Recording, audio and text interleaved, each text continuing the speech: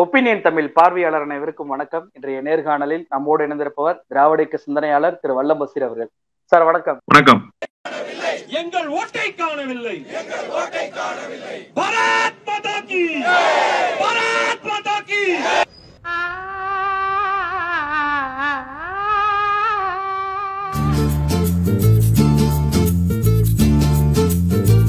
கோயம்புத்தூர் தொகுதியில நடந்த தேர்தலின் போதே அண்ணாமலை ஒரு குற்றச்சாட்டை வச்சாரு. எங்களுடைய தொகுதியில பரம்பரையாக பிஜேபிக்கு ஓட்டப்படக்கூடிய 1 லட்சம் வாக்குகளை காணா, திட்டமிட்டு திமுக தேர்தல் ஆணையத்துறை துணை போய் நீக்கிட்டாங்கன்ற குற்றச்சாட்டை அன்றைக்கே வச்சாரு. இன்னைக்கு கோயம்புத்தூர்ல ஒரு பிரம்மாண்டமான ஒரு போராட்டம் நடந்திருக்கு. அதாவது என்ன போராட்டம்னா, நான் உயிரோடு தான் இருக்கிறேன், என் வாக்கு ஏன் இல்லை அப்படின்னு சொல்லி ஒரு கேள்வியை கேட்டு பதாகைகளை இயங்கி கோயம்புத்தூரை குலுங்கக்கூடிய அளவுக்கு ஒரு போராட்டம் நடந்திருக்கிறது. இந்த போராட்டத்தை எப்படி பாக்குறீங்க? அந்த போராட்டத்தில் கலந்து கொண்டவர்களினுடைய கரங்களில் எல்லாம் பதாகை இருந்ததை கவனித்த அண்ணாமலை அந்த கரங்களில் இருக்கக்கூடிய விரல்களில் வாக்களித்த மை இருக்கிற காட்சிகளை மறந்து விட்டார் என்றுதான் நான் புரிந்து கொள்கிறேன். காரணம், என்னுடைய ஓட்டு வாக்காளர் பட்டியலிலிருந்து நீக்கப்பட்டு விட்டது, உயிரோடு இருக்கிறோம், எங்களுக்கு ஓட்டுரிமை இல்லையா என்று கேட்கிறார்கள். வாக்களிக்காமல் எப்படி அவர்களுடைய விரலில் மை வந்தது? ஒருவேளை வீட்டிலேயே அமர்ந்து கொண்டு அவர்களுடைய கைகளில் அவர்களே மை வைத்துக் கொண்டார்களா, அல்லது வேறு ஏதாவது வகையில் அண்ணாமலை அவர்களுடைய கைகளில் மையை தடவி அனுப்பி இருக்கிறாரா என்கிற கேள்விக்கு அண்ணாமலை தான் விடை சொல்ல வேண்டும். எவ்வளவு பெரிய அயோக்கியத்தனமான ஒரு பிரச்சாரத்தை அண்ணாமலை முன்னெடுத்திருக்கிறார் என்பதற்கு இன்றைய போராட்டமே சாட்சியாக இருக்கிறது. ஊர் பக்கத்துல கிராமப்புறங்கள்ல சொல்ல கேள்விப்பட்டிருக்கோம், எங்க அப்பா இந்த குதிருக்குள்ள இல்ல, குதிருன்னா அந்த நெல்லு கொட்டுற களையம், அது உள்ள போய் அவங்க அப்பா ஒளிஞ்சிட்டாருன்னா இதுக்குள்ள எங்க அப்பா இல்லைன்னு அந்த புள்ள சொல்லுமா. அப்படின்னா அவங்க அப்பா அது உள்ளதான் இருக்கிறாருன்னு அர்த்தம். அந்த மாதிரிதான் எங்க ஓட்டெல்லாம் பறி போயிடுச்சு, நாங்க உயிரோடு இருக்கோம் என்று முழக்கமிடுகிறார்கள். மகிழ்ச்சி தான். ஜனநாயக நாட்டில் எல்லோருக்கும் போராடுவதற்கு உரிமை இருக்கிறது. அதிலும் வாக்களிக்கக்கூடிய ஜனநாயக உரிமையை யார் தடுத்தாலும் அது குற்ற செயல்தான். அது எந்த அரசாக இருந்தாலும் சரி, எந்த அரசியல் கட்சியாக இருந்தாலும் சரி. ஆனால் தொடர்ந்து அண்ணாமலை தனக்கு வாக்கு கிடைக்காது என்பதை உறுதி செய்து கொண்டதற்கு பிறகு அன்றாடம் ஒரு பொய் செய்திகளை இந்த நாட்டு மக்களுக்கு அள்ளி தெளித்துக் கொண்டேதான் இருந்தார். அண்மையிலே கூட ஸ்ரீமுஷ்ணத்தில் இருக்கக்கூடிய ஒரு பெண்மணி அவருடைய குடும்ப உறுப்பினர்களோடு ஏற்பட்ட முரண்பாட்டின் காரணமாக அவர் தாக்குதலுக்கு உள்ளாகி மருத்துவ சிகிச்சை பலனளிக்காமல் உயிரிழந்து போனார். அந்த இறந்து போனவருடைய கணவர் ஜெயக்குமார் அவரே வாக்குமூலத்திலே காவல்துறையிடத்திலே என்ன சொல்கிறார் என்று சொன்னால், தன்னுடைய மனைவி இறந்ததற்கு குடும்ப பகைதான் காரணம், என்னுடைய உடன் பிறந்த தம்பிகள், அவர்களினுடைய உறவுக்காரர்கள், அவருடைய மாமியார் வகையில் உறவுக்காரர்கள், இவர்கள் எல்லோரும் சேர்ந்து ஒரு தாக்குதலை நடத்தினார்கள், அதில் தான் அவருக்கு மூச்சுத்திறல் ஏற்பட்டது. ஆனா இவர் என்ன சொன்னாரு, திமுகவுக்கு வாக்களிக்கல, பிஜேபிக்கு வாக்களிக்க போறியா என்று கேட்டு வாக்குச்சாவடிக்குள்ளேயே அந்த படுகொலை நிகழ்ந்திருக்கிறது என்று அண்ணாமலை பொய் செய்தியை பரப்பினார். அவருடைய சமூக வலைதள எக்ஸ் தளத்தில் அந்த பதிவு இருக்குது. இப்படிப்பட்ட பொய்களை எல்லாம் அண்ணாமலை சொல்வதற்கு என்ன காரணம் என்று கேட்டால், நாளை தீர்ப்பு என்பது, மக்களினுடைய தீர்ப்பு என்பது வாக்கு எண்ணிக்கை நாளில் நிச்சயமாக பாரதிய ஜனதா கட்சிக்கு எதிராக வரும். அப்ப அதை டிஃபைன் பண்றதுக்கு ஒரு ஃபார்முலா வேணும்ல, ஒரு ஸ்ட்ராட்டஜி வேணும்ல. அந்த ஸ்ட்ராட்டஜி தான் எங்களை ஓட்டு போட விடல 1 லட்சம் வாக்காளர்கள். 1 லட்சம் வாக்காளர்கள் உங்களுக்கு வாக்களித்திருந்தா மட்டும் நீங்க ஜெயிச்சிருப்பீங்களா? இன்னொரு கேள்வி வருது. என்ன அப்படின்னா, இப்ப இந்த போராட்டத்துல இருந்ததே மொத்தம் 5 பேர் தான். 5 பேர் கையிலயுமே மை இருந்ததை இன்னைக்கு மீடியாக்கள் வெளியிட்டாங்க, போட்டோலையும் நம்மளால பார்க்க முடியுது. அப்ப 1 லட்சம் பேர் காணான்னு சொல்றாரு அண்ணாமலை. அதுல ஒரு 5 பேரை கூட ஓட்டு போடாத ஆட்களை கொண்டு வர முடியலையா அவரால? அப்ப அவர் திட்டமிட்ட பொய்யா தானே அதை பார்க்க முடியுது. ஒரு தொகுதியில 1 லட்சம் பேரினுடைய வாக்குரிமை பறிக்கப்பட்டிருக்கிறதுன்னு சொன்னா, அது இந்தியா போன்ற மிகப்பெரிய ஜனநாயக நாட்டுல எவ்வளவு பெரிய கிளர்ச்சியை உருவாக்கி இருக்கும் நீங்க யோசிச்சு பாருங்களேன். கொஞ்சம் பத்திரிகையாளரா, ஒரு தொகுதிக்கு அதிகபட்சமாகவே 15 லட்சம் வாக்காளர்கள் தான். 15 லட்சம் வாக்காளர்களில் 1 லட்சம் வாக்காளர்கள் தங்களுடைய வாக்குரிமையை இழந்திருக்கிறார்கள் என்று சொன்னா அது எவ்வளவு பெரிய கிளர்ச்சிக்குரிய செய்தி. நீங்க ரேஷன் கார்டு வேணான்னு கலெக்டர் ஆபீஸ்ல போய் திருப்பி கொடுத்தீங்கன்னா அது ஒரு புரட்சி. உடனடியாக உங்களுடைய பிரச்சனை என்ன என்பதை மாவட்ட ஆட்சியர் வருவாய்த்துறையின் மூலமாக சரி செய்து வைக்க வேண்டும் என்பது சட்ட விதி. ஏன் நீங்க ரேஷன் அட்டையை திருப்பி கொடுக்குறீங்க அப்படிங்கிற முழுமையான காரணத்தை அவர் சீஃப் செக்ரட்டரிக்கு அனுப்பணும். அது முதலமைச்சருடைய கவனத்துக்கு வரும். இப்படிப்பட்ட போராட்டங்கள் எல்லாம் ஜனநாயக நாட்டில் தான் நடக்கும், வேற நாடுகள்ல நடக்காது.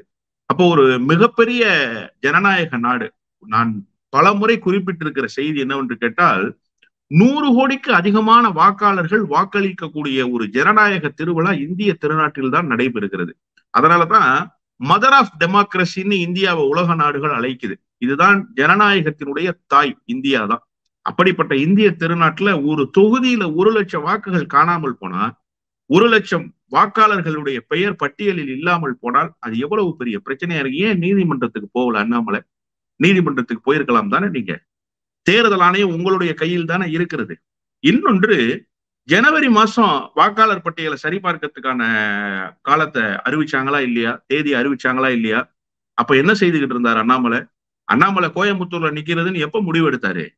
தலைமை அப்பவே முடிவெடுத்துருச்சு. அவர் நிக்கிறதுக்கு முடிவெடுக்கல, அது வேற செய்தி. ஆனா பாரதிய ஜனதா கட்சியினர் கோயம்புத்தூர்ல அடர்த்தியாக இருப்பதாக சொல்லிக் கொண்டிருக்கிறார்கள் அல்லவா? அந்த கட்சியினுடைய பிரதிநிதிகள்லாம் என்ன செஞ்சாங்க? அந்த கட்சியினுடைய பொறுப்பாளர்கள்லாம் என்ன செஞ்சாங்க? ஏன் பட்டியலை சரி பார்க்கல? 1 லட்சம் ஓட்டு உங்களுடைய ஆதரவு ஓட்டு தானே சார். அந்த 1 லட்சம் ஓட்டு அங்க மிஸ் ஆகுது அப்படிங்கிறத நீங்க ஏன் நோட்டிஃபை பண்ணவே இல்லை தேர்தல் ஆணையத்துக்கு? ஏன் பெயர் சேர்க்கிற வேலையை நீங்கள் செய்யவில்லை?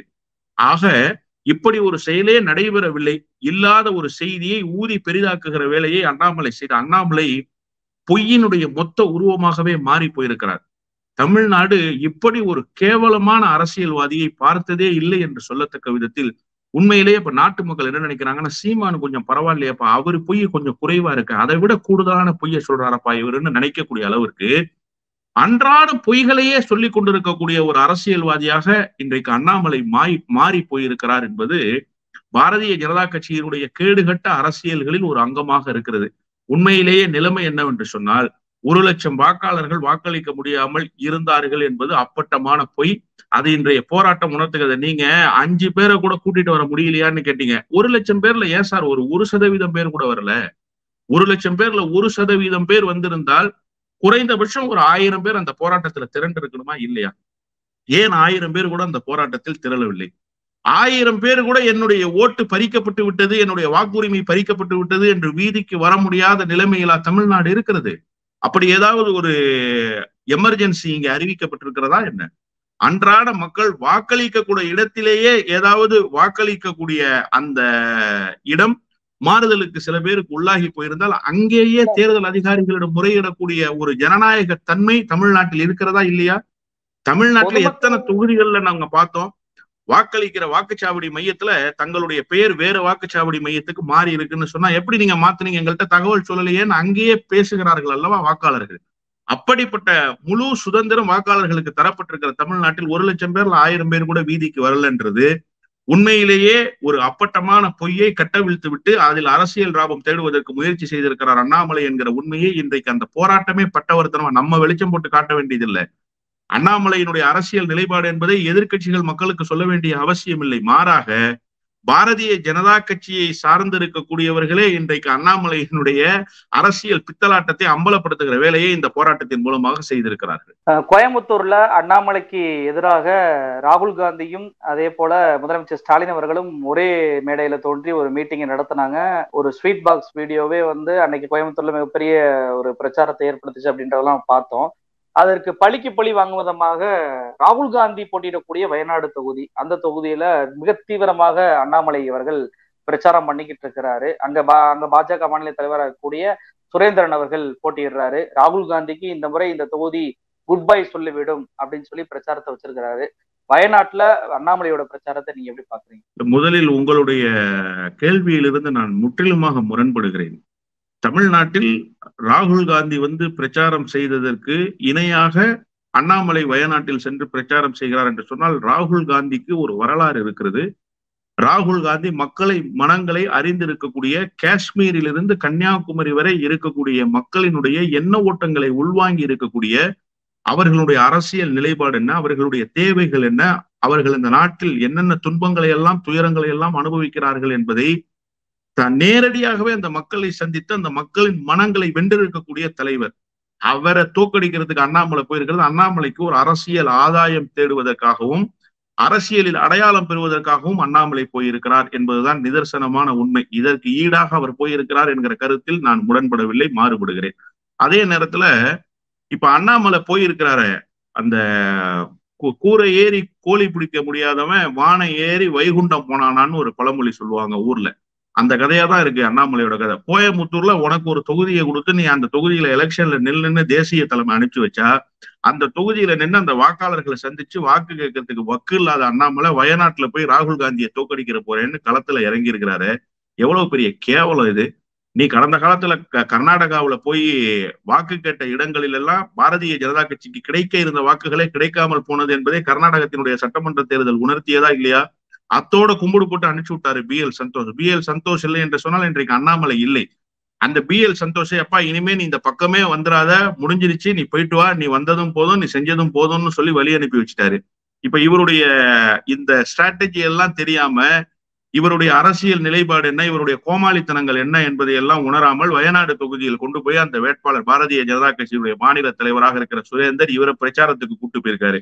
உண்மையிலேயே நம்ம ஒப்பீனியன் தமிழ் வாயிலாகத்தான் ஏற்கனவே பேசணும். நிர்மலா சீதாராமன் வாக்கு கேட்டா கிடைக்க இருக்கக்கூடிய வாக்குகளும் கிடைக்காமல் போயிடும் பாரதிய ஜனதா கட்சிக்கு. இப்ப சுரேந்தருக்கு கிடைக்க வேண்டிய வாக்குகளும் அண்ணாமலையால கிடைக்காம போக போகுது. ஏன்னா கேரளாவினுடைய மக்கள் என்பவர்கள் தமிழ்நாட்டு மக்களை விட அரசியல் வயப்படுத்தப்பட்ட மக்களாக இருக்கிறார்கள். அவர்களுடைய அரசியல் நிலைப்பாடு, அவர்களுடைய அரசியல் ஆர்வம், அரசியல் ஈடுபாடு என்பது தமிழ்நாட்டை விட ஒரு படி மேலே படிநிலையில் இருக்கிறது என்பதை நாம் நிதர்சனமாக ஒப்புக்கொள்ளத்தான் வேண்டும். அப்படிப்பட்டவர்கள் அண்ணாமலையுடைய கோமாளித்தனத்தை கடந்த காலங்கள்ல பார்த்திருக்காங்க. நீங்க வாட்ச் கட்டி இருக்கிறதுல என்ன நடவடிக்கை பண்ணிருக்கிறீங்க, உங்களுடைய நடைபயணங்கள்ல என்னென்ன கூத்துக்கள்லாம் நீங்க அடிச்சீங்க, அதன் பிறகு நீங்க ஸ்டிங் ஆபரேஷன்ங்கிற பேர்ல என்னென்ன அரசியல் கேவலங்களை எல்லாம் தமிழ்நாட்டில் அரங்கேற்றி இருக்கிறது என்பதையெல்லாம் கேரளாவில் இருக்கக்கூடிய குறிப்பாக வயநாடு தொகுதி வாக்காளர்கள் கூர்ந்து கவனிப்பவர்களாக இருந்திருக்கிறார்கள். இப்ப நீங்க போய் வயநாட்டுல ஓட்டு கேட்டீங்கன்னா வயநாட்டுல இயல்பாகவே பாரதிய ஜனதா கட்சிக்கு ஒரு 5000 வாக்குகள் இருக்கும்னு வச்சுக்குவோமே. அந்த 5000 வாக்குகள்ல 4000 ஓட்டு இனிமே கிடைக்காம போயிடும் பாரதிய ஜனதா கட்சிக்கு. இவர் அந்த மாநில தலைவர் சுரேந்தரை வெற்றி பெற வைப்பதற்காக செல்லவில்லை, அவரை டெபாசிட் இலக்கு செய்வதற்காக சென்றிருக்கிறார் என்றுதான் நான் புரிந்து கொள்கிறேன். ஏனென்று சொன்னா அவருடைய ட்ராக் ரெக்கார்டு அப்படிப்பட்ட ட்ராக் ரெக்கார்டு. இவர் அரசியல் கோமாளியாகத்தான் தென்னிந்தியாவில் இருக்கக்கூடியவர்கள் பார்க்கிறார்கள். நான் பெரிய கர்நாடகா சிங்கம்னு சொல்லிட்டு வந்த அந்த கர்நாடகாவிலேயே மக்கள் காரி உமிழ்ந்து வழி அனுப்பி வைத்து விட்டார்கள். அதனால்தான் நான் BL சந்தோஷ் வழி அனுப்பி வைத்த செய்தியை சொன்னேன். அப்படிப்பட்ட சூழலில் கர்நாடகாவிலேயே இவருடைய பருப்பு வேகலைன்னா வயநாட்டுல போய் இவர் என்ன செஞ்சிட போறாரு? இவரால் ஒரு வாக்கை கூட அந்த வேட்பாளருக்கு பெற்றுத்தர முடியாது. மாறாக அங்கே கிடைக்க வேண்டிய வாக்குகளை கிடைக்காமல் செய்கிற வேலையை இப்போது அங்கே சென்று அண்ணாமலை நடத்தி கொண்டிருக்கிறார். உண்மையிலேயே அந்த வேட்பாளர் புத்திசாலித்தனமாக நடந்து கொள்வதாக இருந்தால் அண்ணாமலையை இன்னைக்கு நைட்டு பேக் பண்ணி நீங்க அனுப்பிச்சிருங்க, அதான் உங்களுக்கு நல்லது. இன்னும் 2 நாள் அண்ணாமலை உங்களுக்கு பிரச்சாரம் பண்ணாருன்னா டோட்டலா உங்க சாப்டரை க்ளோஸ் பண்ணிட்டு அண்ணாமலை தமிழ்நாட்டுக்கு வந்து சேர்ந்துருவாரு. அதுக்கப்புறம் கேரளாவில் உங்களுக்கு அரசியல் முகமே இல்லாம நீங்க தமிழ்நாட்டில் இருக்கிற அண்ணாமலை மாதிரி கேரளாவில் நீங்க ஒரு அண்ணாமலையா மாறி போயிடுவீங்க. இதை நம்ம பர்சனல் அட்வைஸாவே அந்த வேட்பாளருக்கு வைக்க வேண்டிய இடத்துல இருக்கிறோம். ஏன்னா அவருடைய கடந்த கால நடவடிக்கைகள் அதைத்தான் உணர்த்துகின்றன. அதாவது 1962ஆம் ஆண்டு சீனா போரின் போது இந்திரா காந்தி தன்னுடைய நகைகளே வித்திருக்கிறாங்க அப்படின்ற கருத்தெல்லாம் இப்ப முன் வச்சிருக்காங்க. 1962ல சீனா போர் நடப்பதற்கு காரணம் யாரு? பண்டிட் ஜவஹர்லால் நேரு. இந்தியாவினுடைய நிலத்தை எல்லாம் இழந்தோம் யார்? பண்டிட் ஜவஹர்லால் நேரு. இதே சீனா போருக்கு என்னுடைய பாட்டியும் தான் நகை கொடுத்தாங்க, உங்க வீட்லயும் தான் கொடுத்தாங்க, தமிழ்நாட்டில் நம்ம எல்லாரும் தான் கொடுத்தோம். காங்கிரஸ் கட்சியை பொறுத்த வரைக்கும் நாட்டு மக்களிடம் இருக்கக்கூடிய நகைகள் எல்லாம் குறிப்பா இந்துக்கள்கிட்ட இருக்க நகையெல்லாம் தூக்கி முஸ்லீம்கிட்ட கொடுத்துருவாங்கன்னு சொல்லிட்டு பிரதமர் மோடி ஒரு பிரச்சாரத்தை பண்ணிக்கிட்டு இருக்கிறாரு. இதற்கு பதிலடி கொடுக்கும் விதமாக பிரியங்கா காந்தி என்ன சொல்லியிருந்தாங்களா, இந்த நாட்டுக்காக சீனாவுடைய போர் நடக்கும்போது இந்த நாட்டுக்காக என்னுடைய பாட்டி தன்னுடைய நகையெல்லாம் கொடுத்தாங்க அப்படின்னு சொல்லியிருந்தாங்க. அந்த புகைப்படமும் வெளியாச்சு. இந்த சூழ்நிலையில இந்த பிரியங்கா காந்தி அவர்களுக்கு பதிலடி கொடுக்கும் விதமாக அண்ணாமலை இதே வயநாட்டுல என்ன சொல்றாரு அப்படின்னா, அவங்க பாட்டி மட்டுமா கொடுத்தாங்க, என்னுடைய பாட்டின்னு தான் நகையெல்லாம் போர் கொடுத்துருக்காங்க அப்படின்னு சொல்லியிருக்கிறாங்க. எப்படி பாக்குறீங்க? நான் தான் சொல்லிட்டேன்ல, சீமான பொய் சொல்ற விஷயத்துல நல்லவர் ஆக்கி இருக்கிறார் அண்ணாமலை என்று. உங்க செத்து போன பாட்டி கிட்ட யாரும் போய் கேட்க முடியாது. செத்து போயிருக்கிற பாட்டியை போய் எழுப்பி உண்மையை வெளிக்கொணர முடியாதுங்கிற காரணத்தால் ஏதாவது ஒரு பொய்யை சொல்லிவிடலாம் என்ற செய்தியில் இப்போது இந்த பொய்யையும் சொல்லியிருக்கிறார். பிரியங்காவினுடைய பாட்டியார் மரியாதைக்குரிய இந்திரா காந்தி அம்மையார் இந்த தேசத்துக்காக எத்தனை தியாகங்களை செய்தார் என்பதை வரலாறு வரவு வைத்திருக்கிறது. அண்ணாமலை அப்பா யாருன்னே தெரியாது. அண்ணாமலை அப்பாவே தெரியாதப்ப அண்ணாமலை பாட்டியை யாருக்கு தெரிய போகுது? இன்னொரு செய்தி இயல்பாகவே கேட்போம். அண்ணாமலையுடைய வரலாறு எல்லாம் நமக்கு தேவையில்லை. சீன யுத்தத்தில் ஜவஹர்லால் நேருவினுடைய நிலைப்பாடு எப்படிப்பட்டதாக இருந்தது, ஜவஹர்லால் நேரு அந்த பிரச்சனையை எப்படி அணுகினார் என்பதெல்லாம் வரலாற்று ரீதியாக பேச முடியும். ஏன்னா அந்த செய்தியை மட்டும் அவர் சொல்லல, என்னுடைய பாட்டி கொடுத்தாங்கிற செய்தியும் சீன போருக்கு காரணமே ஜவஹர்லால் நேரு தான் என்று சொல்லியிருக்கிறார். ஜவஹர்லால் நேரு தனிநாடு கேட்டுக்கொண்டிருந்தார் அண்ணா.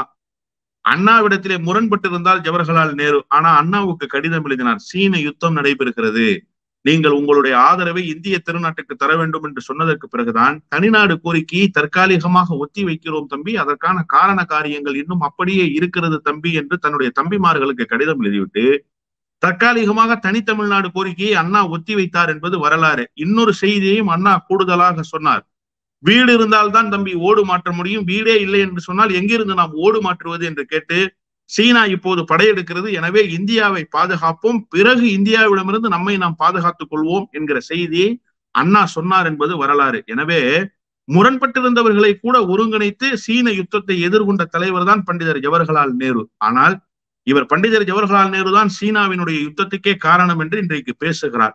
உண்மையிலேயே நிலைமை என்ன தெரியுமா? சீனா படிப்படியாக 1800 ஹெக்டேர் உள்ளே வந்து இப்போது தன்னுடைய எல்லையை விரிவாக்கம் செய்திருக்கிறது. அதை கேட்க துப்பில்லாத ஒரு தலைவராக, துப்பற்ற ஒரு பிரதமராக மோடி இருக்கிறார். அது பேசுவதற்கு வக்கற்ற ஒருவராக அண்ணாமலை இன்றைக்கு இருந்து கொண்டு ஜவஹர்லால் நேருவை குறை சொல்லிக் கொண்டிருக்கிறார். இன்னொரு விஷயம் இயல்பாகவே நம்ம கேட்போமே, அவர் என்ன சொல்றாரு, எங்க பாட்டி வந்து சீனா யுத்தத்துக்கு நகையை கொடுத்தாங்க அப்படிங்கிறாரு. நான் வந்து ஆடு மேய்ச்சி தான் படிச்சேன் அப்படின்னு நீங்க சொன்னீங்க. சரி, சீனா யுத்தம் நடந்தது எப்போது? 1960களில். 1960களில் தங்கத்தினுடைய விலை எவ்வளவு? இப்ப நீங்க என்ன சொன்னீங்க? இந்த தேர்தலுக்கு முன்பு கோயம்புத்தூர் தொகுதிக்கு வெறும் 2 இரும்பு புட்டிகளை நான் தூக்கி கொண்டு வந்தேன் என்று சொன்னீர்கள். இதற்கு முன்பு நீங்கள் என்ன சொன்னீர்கள்? குடும்ப செலவுகளுக்கே என்னுடைய நண்பர்களிடமிருந்து தான் நான் பணம் பெற்றுக் கொள்கிறேன், அவர்கள் தான் எனக்கு உதவி செய்கிறார்கள் என்று சொல்கிறீர்கள். குடும்ப செலவு பண்றதுக்கு உங்களுக்கு வழி இல்லை. ஆடு மேய்த்துத்தான் என்னுடைய வாழ்நாளில் நான் படித்தேன் என்று நீங்களே சொல்லி இருக்கிறீர்கள். இப்போதும் மாநில தலைவராக இருக்கிற நீங்கள் 2 இரும்பு பெட்டியை இப்ப எங்கேயுமே இல்லை. ஆனா அண்ணாமலை கிட்ட மட்டும் இரும்பு பொட்டி இருக்கு. வேற யாருக்கிட்டையும் தமிழ்நாட்டுல இரும்பு பொட்டி இல்லை. எந்த வீட்லயாவது இரும்பு பொட்டி இருக்கான்னு கேட்டா எங்க பாட்டனார் காலத்துல இருந்தது, அதையும் நாங்க தூக்கி போட்டோம் ரொம்ப காலத்துக்கு முன்னாடி. இதுதான் யதார்த்தமான உண்மை. ஆனா அண்ணாமலை 2 இரும்பு பொட்டியை வச்சிருக்காரு. இரும்பு பொட்டி வைத்திருக்கிற அண்ணாமலையினுடைய பாட்டி 1960களில் நகையை சீனாவுக்கு சீனா போருக்கு தானமாக தந்திருக்கிறார் அந்த யுத்தத்தை எதிர்கொள்வதற்கு என்கிற செய்தியை யாராவது நம்ப முடிகிறதா? அப்படிப்பட்ட நீங்கள் செய்தியை சொன்னால் மக்கள் எப்படி சிரிப்பார்கள் என்று கூடவா சிந்திக்காமல், இந்த நேற்றைக்கு தான் புத்தக தினம், நீங்க சமூக வலைதளத்துல பாத்தீங்கன்னா நேற்று புத்தக தினத்தை பத்தி பேசினதை விட அண்ணாமலை படித்த 20,000 புத்தகங்களை பற்றி பேசியவர்கள் எண்ணிக்கை தான் கூடுதல். அண்ணாமலை தெரியாம, விவரங்கள் தெரியாம அடிச்சு விட்டுறது, சும்மா வாய்க்கு வந்ததையெல்லாம். 20,000 புக்கு படிச்சிருக்கிறேன், நான் 8,000 கேஸ் பதிவு பண்ணிருக்கிறேன், 100 கணக்கிலேயே சொல்றது இல்லை எதையுமே. 10, 100 கிடையாது, 1000 லட்சம் தான் அடிச்சா. அந்த மாதிரி இப்ப கூட எங்க பாட்டி வந்து கொடுத்ததாக சொல்கிறேன். உண்மையிலேயே உங்கள் பாட்டி கொடுத்திருந்தால் மகிழ்ச்சி தான், அவரை போற்றுவோம், அதில் வேறு மாறுபட்ட கருத்து இல்லை. ஆனால் பிரியங்கா காந்திக்கு பதில் சொல்வதாக நீங்கள் நினைத்து கொண்டு, பிரியங்கா காந்தியினுடைய பாட்டியும் உங்க பாட்டியும் ஒன்னா? பிரியங்கா காந்தியினுடைய வழித்தொண்டர்கள் இன்றைக்கு மக்களுடைய மனநிலையை புரிந்து கொண்டு மக்களுக்கேற்ப அரசியலை நகர்த்தக்கூடிய அரசியல் தலைவர்களாக தங்களை தகவமைத்துக் கொண்டிருக்கிறார். ஆனா நீங்க என்ன செஞ்சுக்கிட்டு இருக்கீங்க? குண்டு சட்டிக்குள்ள குதிரை ஓட்டிக்கிட்டு இருக்கீங்க.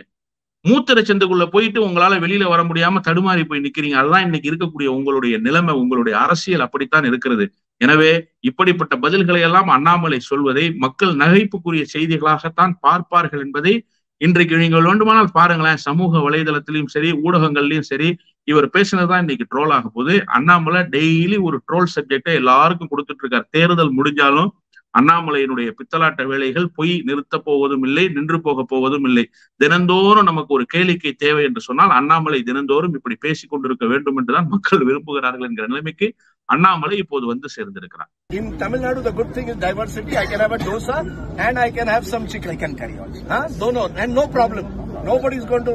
What? I will come and eat with you. What is the problem? Lovely.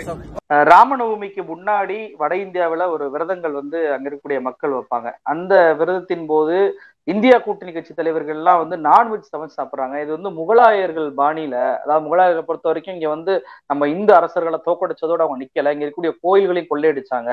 அது போன்றுதான் இந்த இந்தியா கூட்டணி கட்சி தலைவர்கள்லாம் செயல்படுறாங்க அப்படின்னு சொல்லிட்டு அந்த விரதத்தின் போது நான்வெஜ் சாப்பிட்டதை குற்றச்சாட்டு வச்சு பிரதமர் மோடி எல்லா வகையான பிரச்சாரத்தையும் பண்ணாரு. ஆனா இன்னைக்கு ராஜ்தீப் தேசாய், இந்தியா டுடே ஆசிரியர் இருக்கக்கூடிய ராஜ்தீப் தேசாய் அண்ணாமலையை ஒரு பேட்டி எடுக்கிறாரு. அந்த பேட்டியில அவர் கேட்கிறாரு நம்ம என்ன சாப்பிடலாம் அப்படின்னு சொல்லி கேட்கும்போது, வாங்க உங்களுக்கு சிக்கன் வாங்கி தரேன் அப்படின்னு சொல்லி சொல்றாரு. நீங்க உண்மையிலேயே சொல்றீங்களா சிக்கன் அப்படின்னு சொல்லிட்டு அவர் கேட்பது வந்து மோடியை வைத்துதான் கேட்கிறார். ஆனா அது கூட தெரியாம அண்ணாமலை வாங்க உங்களுக்கு சிக்கன் வாங்கி தரேன் அப்படின்னு சொல்றாரு. இது எப்படி பாக்குறீங்க? மோடியை அண்ணாமலையை மாட்டி விட்டார் அப்படின்னு சொல்லி பார்க்கலாமா? உண்மையிலேயே அண்ணாமலைக்கு மோடி எதற்காக அப்படி சொன்னார் என்று சிந்தித்து பார்க்கக்கூடிய அரசியல் அறிவு கிடையாது. ஏன்னா அண்ணாமலை பஞ்சத்துக்கு பிழைக்க போனவர். அவர் RSS சித்தாந்தத்தை உள்வாங்கி கொண்டு சித்தாந்த ரீதியாக பாரதிய ஜனதா கட்சியில் தன்னை வளர்த்து கொண்டவர் அல்ல. மாறாக ஒரு ஆக்சிடென்டல் இன்சிடென்ட்னு சொல்லுவாங்க, அதுதான் அண்ணாமலைக்கு நடந்தது பாரதிய ஜனதா கட்சியில. அவர் பஞ்சத்துக்கு பிழைக்க போன ஆண்டி, பரம்பரை ஆண்டி கிடையாது. அதனால மோடி எதை வைத்து இந்த செய்திகளை பேசி இருக்கிறார் என்பதும் அவருக்கு தெரியாது. இன்னொன்று, அவர் கேள்வி கேட்கிறார் அல்லவா, அந்த கேள்வியில் இருக்கக்கூடிய சூட்சமத்தை கூட ஒரு பத்திரிகையாளருடைய கேள்வி எத்தகைய கூர்மை வாய்ந்ததாக இருக்கும், அதன் உட்பொருள் என்னவாக இருக்கும் என்பதை பகுத்தாய்ந்து பார்க்க முடியாத ஒரு அறிவுகட்ட மனிதராக அண்ணாமலை இருக்கிறார் என்பதைத்தான் அவருடைய பதில் உணர்த்தி இருக்கிறது. இன்னொன்று, கொஞ்சம் விஷயமா கூட அண்ணாமலை சொல்லியிருக்கலாம். ஏன்னா இது கேரளாவிலிருந்து தரப்பட்டிருக்கிற பேட்டி என்றுதான் நான் புரிந்து கொள்கிறேன். அதை நானும் பார்த்தேன். அப்போ கேரளாவுல போய் நான் வந்து சிக்கன் சாப்பிடுறீங்களா அப்படின்னு கேட்கறது வந்து ஒரு யுக்தியாக இருக்கும். ஏன்னா நேற்றைக்கு கூட அந்த பாரதிய ஜனதா கட்சியினுடைய வேட்பாளர் ஒரே ஒரு ஓட்டு எனக்கு தாங்க, உங்களுக்கு ஸ்பெஷல் பீஃப் நான் கொடுக்குறேன்னு சொல்லியிருக்காரு. அப்ப என்ன அர்த்தம்? கேரளாவுல ஒரு நிலைப்பாடு, கேரளாவுக்கு வெளியில் போனால் ஒரு நிலைப்பாடு. எங்க கோமாதாவை பூரா கொண்டு கறி ஆக்கி போடுறாங்கன்னு ஒப்பாரி வச்சுட்டு பீஃப் எக்ஸ்போர்ட் பண்ற நிறுவனத்திடமிருந்தெல்லாம் நிதியை பெற்றுக்கிட்டு பீஃப் எக்ஸ்போர்ட் பண்ற நிறுவனங்கள் பூரா பாரதிய ஜனதா கட்சியினுடைய ஆட்கள் நடத்துகிற நிறுவனமாக இருக்கும் என்பதை ஒரு 6 மாதத்துக்கு முன்பு ஒப்பீனியன் தமிழ் வாயிலாக அந்த மாடுகள் வளர்க்கிற பண்ணையில் நடந்த படுகொலைகள், அவற்றிலிருந்து ஏற்றுமதி செய்யப்பட்ட கறிகளினுடைய எண்ணிக்கை என்ன என்பதையெல்லாம் விரிவாக நாம் பேசியிருக்கிறோம். அதெல்லாம் எனக்கு நினைவுக்கு வருது இப்ப நீங்க கேட்கும்போது. அப்படிப்பட்ட பாரதிய ஜனதா கட்சியினுடைய இரட்டை நிலைப்பாடு. இப்ப ஒருவேளை நம்ம கேரளாவுல இருக்கோம், அதனால இங்க அசைவ பிரியர்கள் அதிகமாக இருக்கிறாங்க, அதனால நம்ம இப்படி ஒரு ஸ்டேட்மெண்ட் அடிச்சு விடலாம்னு அவரே அதை ஒரு ஸ்ட்ராட்டஜின்னு நினைச்சு சொல்லி இருந்திருப்பாரு. ஆனா உண்மையிலேயே நீங்க சொன்னதை போல மோடியை மாட்டி விட்டுட்டாரு. மோடி சொன்னதுக்கும் அண்ணாமலை சொன்னதுக்கும் எந்த தொடர்பும் இல்ல. அண்ணாமலை பாருங்க மட்டன்லாம் சாப்பிடலாம், சிக்கன்லாம் சாப்பிடலாம்னு கூப்பிடுறாரு. மோடி பாருங்க இப்படி சொல்றாருன்னா அப்ப மோடி சொல்வதை அண்ணாமலையே கேட்கவில்லையா என்கிற கேள்வி பொதுமக்களிடத்திலே எழுந்து விடும் என்றுதான் நாம் இதை புரிந்து கொள்ள வேண்டியிருக்கிறது. ஆனால் மோடி என்ன காரணத்திற்காக சொன்னார் என்கிற அரசியல் அறிவும் அவருக்கு கிடையாது.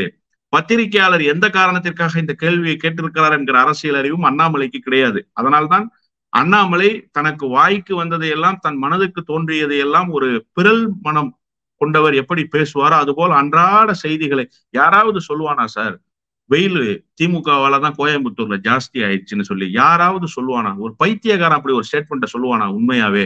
அதற்கும் திமுகவுக்கும் ஏதாவது சம்பந்தம் இருக்குதா? பழைய காலத்துல தலைவர்கள்லாம் சொல்லுவாங்க, மழை வந்தா வரண பகவானுக்கு வாரண்டாடா போட்டுருவீங்க முட்டா பயில்களான்னு கேட்பாங்க. அது மாதிரி சூரியனுக்கும் மலைக்கும் இதற்கும் இங்க இருக்கக்கூடிய அரசியல் கட்சிகளுக்கும் ஏதாவது தொடர்பு இருக்கிறதா? இப்படிப்பட்ட பைத்தியக்காரத்தனமான பேச்சுகளை அண்ணாமலை தொடர்ந்து பேசி வருகிறார். அதனுடைய ஒரு நீட்சி தான் மோடி சொன்ன செய்தியை புரிந்து கொள்ள முடியாமல் ஒரு பிறல் மனம் கொண்டவர்களுடைய மனநிலையில் இருந்து மைக்க நீட்டணும்னா எதையாவது சொல்லிடலான்னு ஒரு கருத்தை சொல்லிட்டு போயிருக்கிறார் என்றுதான் நான் புரிந்து கொள்கிறேன். நிகழ்ச்சியில் கலந்து கொண்டு நிறைய தகவல்களை நம்ம நேரில் பகிர்ந்துட்டீங்க. ரொம்ப நன்றி சார். நன்றி.